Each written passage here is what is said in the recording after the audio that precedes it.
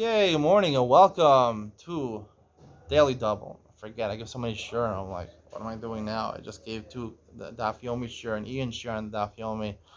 Now we moved on to the Mishnah, my little Mishnah over here. I don't even use an article Mishnah. I know it's all in Hebrew over here. Probably looks backward in this camera, but it's all in Hebrew. This is the Zecher Chanukh Mishnah. I bought this a long time ago, full set. Finally started using it, Mishnah Yomi. We're starting the third parak of Maseches Challah, parak Gimel, Mishnah Yas Aleph and Beis. Mishnah Aleph says, "Ochlan aray min ha'isa galgal b'chitim." You're allowed to eat technically. Now we're talking about once you pour the water. If you have water in a pitcher and flour ready to be the water to pour on the flour, that's nothing. I mean, there's no chayav in challah.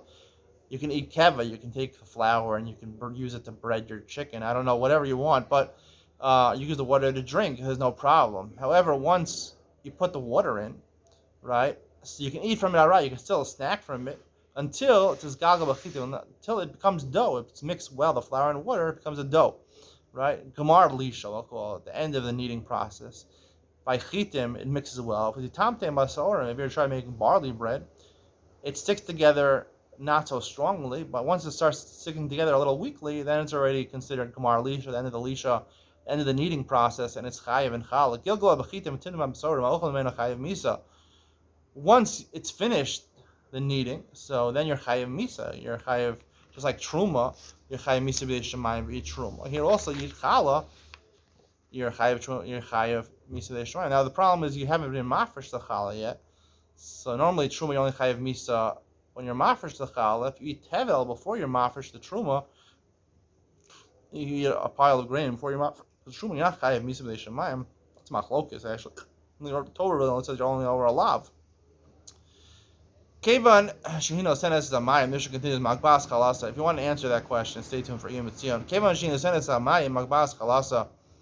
Now, even though we said technically the real chiyuv is only the gemar lisha, once she puts the water in, starts it.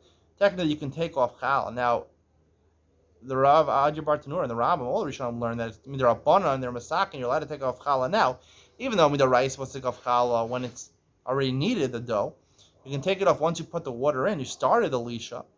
You can take off challah because a lot of times you want to take this off before it becomes an isa and it becomes like bread or it becomes like dough, and it can be tuma, right? It can't be makabel tuma when you start kneading, only when you finish kneading it. There's different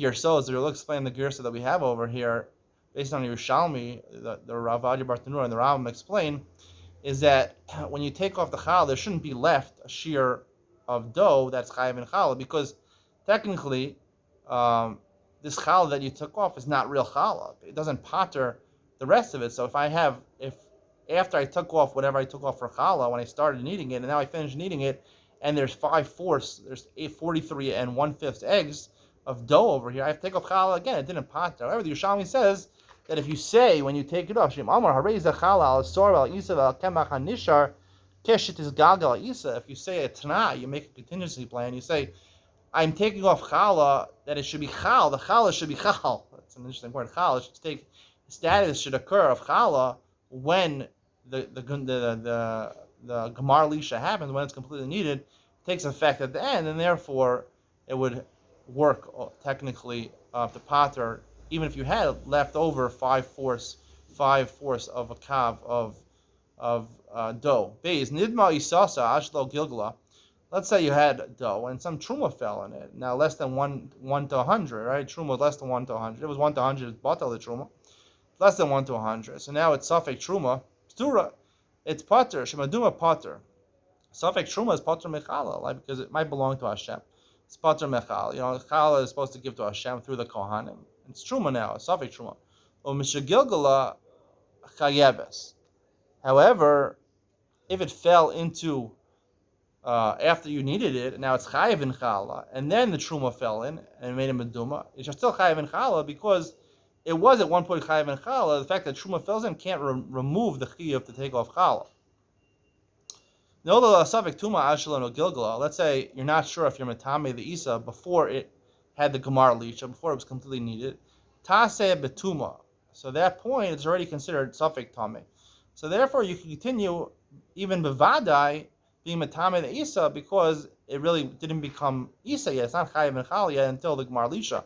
Umisha Gilgal, however, if it became suffix tame once already had the Gemar Lisha, when already it was needed, Tasa B'Tara, then it already established itself as dough, and dough that's suffix tame, you have to treat suffix tuma, challah that's suffix tame, or truma that's suffix tame, you have to shimor, right? There's three types of truma. There's truma, which is tor, truma, which is tmeya, and there's truma, which is suffix, tluya, truma is tluya. We learn in Masechus Pesachim that you have to need shimor, you have to watch it. Then mishmeres shumas, you have to watch it, because right, it shouldn't become tummy anymore, and because technically it's a suffix truma, we're not sure what to do with it, so you have to watch it. The extra shimor, even truma is tluya, so therefore tasa b'tara, you have no heter to go and be metamed over there. You have to do shimor, you have to watch it and keep it as tluya. There's certain things you can do with tluya.